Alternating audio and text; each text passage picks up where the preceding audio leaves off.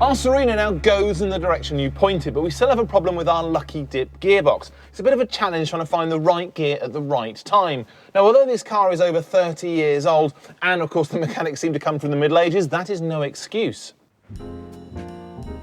I need to get the car up in the air to look at the mechanism so I can find out exactly what's going on. Try reverse a bit more. This job can be made a lot easier by using a friend to give you a hand. In this case, I'm using my professional gear changer, Paul. That's not good. Okay, now try neutral. After a lot of wiggling around, I think I found a number of culprits. First of all, there's this fork on the end of the gear stick, and that goes onto this shaft, and it's held together with this bolt. And there seems to be an awful lot of slack there. And although it doesn't seem like a load here, at this end, obviously it has an awful lot of influence on the rest of the gear linkage, so that needs to be attended to. Then at the front of the shaft, things get even worse. Here, there's a very basic and frankly rather odd linkage, where a sort of hammerhead arrangement terminates inside a metal box. The box moves a vertical shaft, which swings over and attaches to the gearbox. The problem is, there's loads of slack in it. And to remove all of the slack from the system, all this stuff is going to have to come off the car.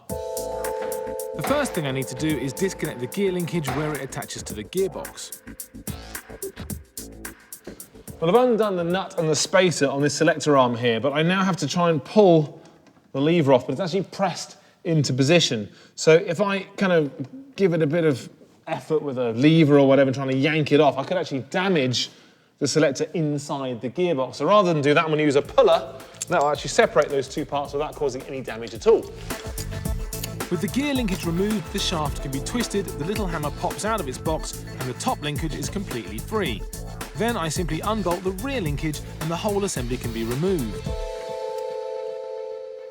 All right, so with all the mess out of the way, I can now see exactly what's going on, and the story, unfortunately, isn't looking so great. There's a lot of metal wear, particularly on the corners of this little boxy shaped unit here.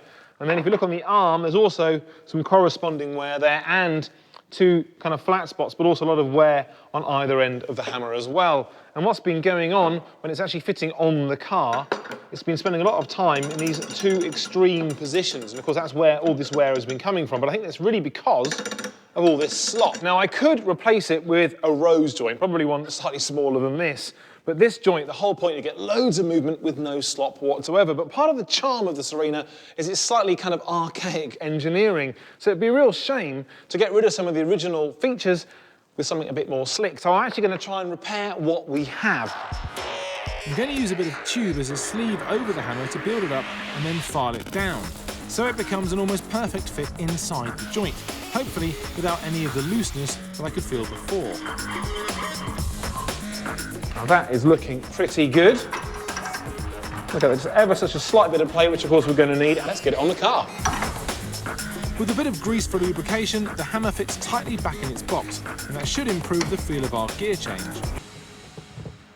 So with a little bit of fettling and some light engineering, we've managed to remove all of the slop from the gear change. We are well on the way to making the driving experience of our Serena even better than when it left the factory.